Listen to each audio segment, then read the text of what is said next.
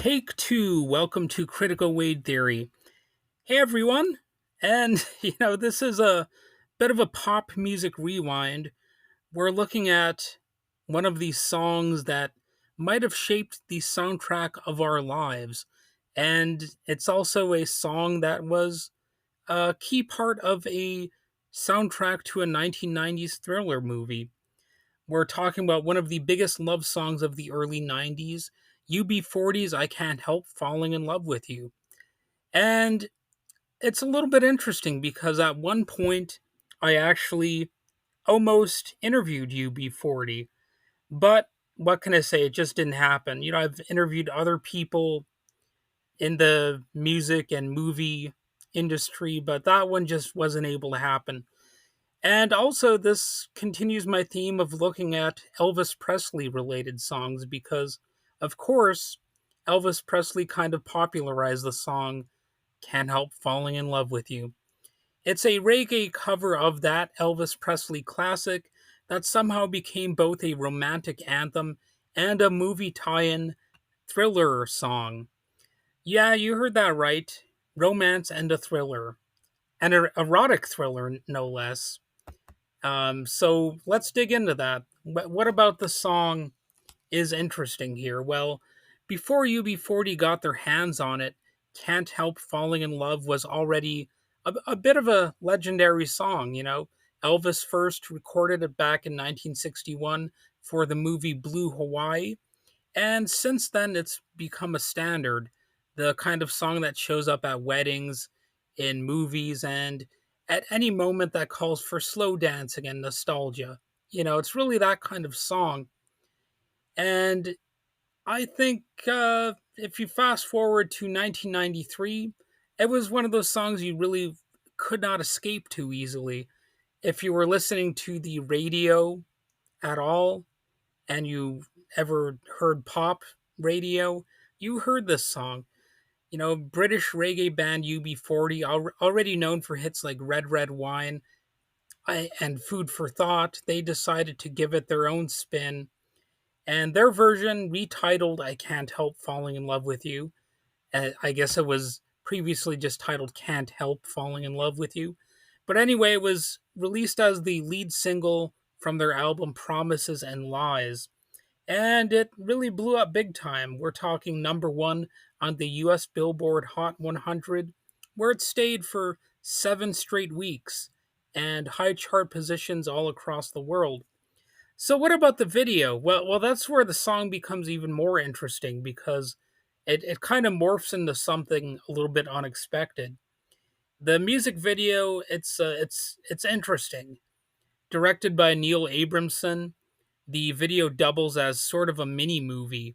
It kind of gives you an idea of what the film Sliver is all about. It has some brief scenes from the 1993 erotic thriller, again called Sliver, and that starred Sharon Stone, William Baldwin, and Tom Berenger. So, of course, Sharon Stone was one of the hot blondes of the 1990s, and she was threatening the position of Madonna at the time. So I guess it's up to you to decide who was the sexier blonde of the 1990s. But it's tough because Madonna was obviously everywhere, but Sharon Stone, she was really making her presence known at the time. Sliver was one of those slick, voyeuristic 90s thrillers. So think surveillance cameras, luxury apartments, and a lot of tension. And I gotta admit, I didn't see the movie. Not even now have I seen it.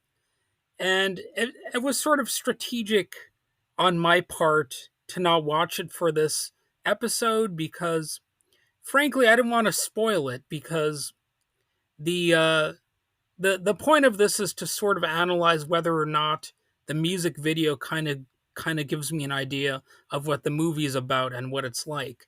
And sure enough, it does. You kind of get a sense of like a little bit of creepiness that kind of gives this the song an ironic edge.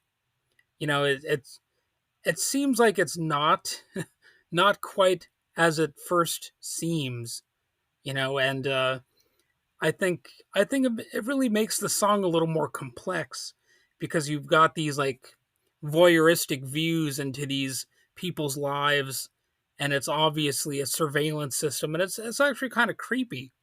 So there's really a dark irony to the love song that's really light, and you have these sort of hints at these really dark moments in this erotic thriller film. So when UB40's mellow reggae cover plays over clips from the film, it creates a strange but perfect contrast. You've got warmth and intimacy layered over cold, high tech voyeurism. And I like that kind of pairing. I thought it was a decent video for that reason. And it doesn't get in the way of the song either. So that's why I think this was really well directed. It's not like the movie clips totally overpower the song. It's like kind of subtle. And I think that Neil Abramson actually tried to like come up with the perfect balance so you get an idea of what the movie's about, but you also can enjoy the song without thinking too much about the creepy premise of all these video cameras hiding everywhere and filming people without their knowledge and stuff. So it's an odd pairing that somehow works. Love and obsession side by side. So they are actually there are actually two versions of the video. One that includes the movie footage that I've just talked about, and then there's like a performance only cut that just shows UB40 performing on set. There's no movie clips, just pure music. So they were, on the one hand, you know, promoting the movie with, so that was also cross promotional, blending the movie together with the song, but also just promoting the album with the song. So there were like two different cross promotional elements going on. And fans will probably remember the main version for its surveillance camera aesthetic, the grainy voyeur style look that echoed Silver's theme or Sliver's theme. I might I might call it Silver here and there. I guess that's a little bit of dyslexia or something. But anyway, one fan on Reddit summed it up perfectly. Quote, there was something about this music video, the surveillance camera footage, and the tie in with the movie Sliver that just worked. And, I agree. So the tie in wasn't random. The song also appeared on the Sliver soundtrack, making the video even more of a cross promotional tool. Part music marketing, part movie trailer, and also, just promoting the band. I guess when you promote anything, it really promotes a lot of different things, right?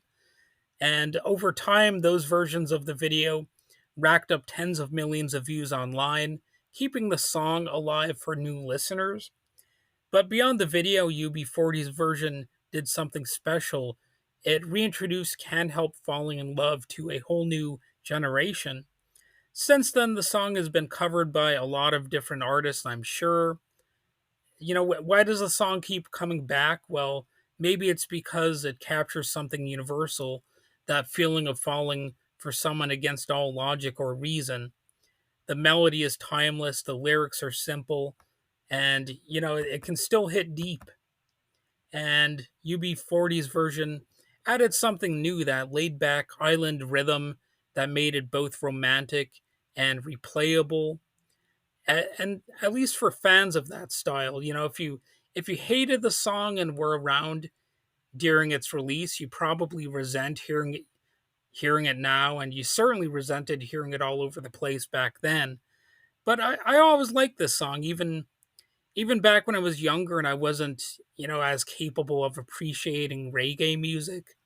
Um, because, I grew up in the Midwest. I mean, what can you say? Reggae is not necessarily going to instantly connect with you if you're growing up in the upper Midwest of the United States.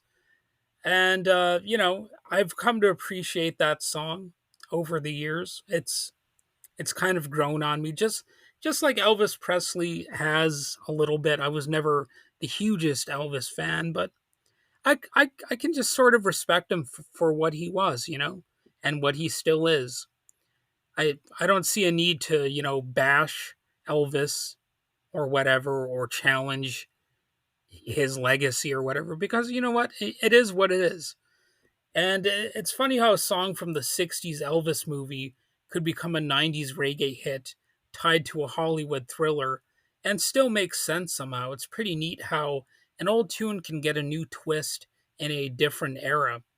It's a song that actually transcends genre, generation, and mood, which is probably why more than 60 years after its first recording, it still gets some comeback potential.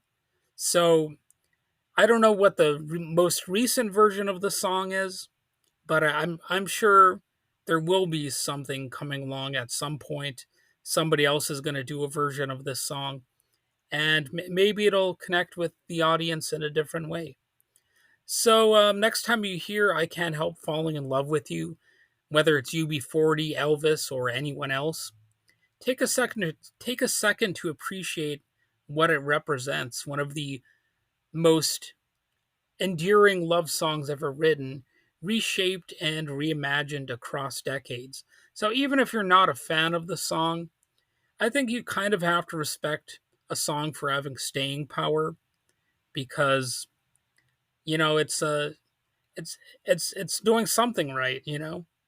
So that's it for today's episode of Critical Wade Theory, or Pop Rewind, if you want to call it that. If you enjoyed what I had to say about UB40's reggae hit and this cinematic twist, go ahead and hit follow, like it, share it, and so on and so forth. And until next time, just hang in there and, remember the power of love.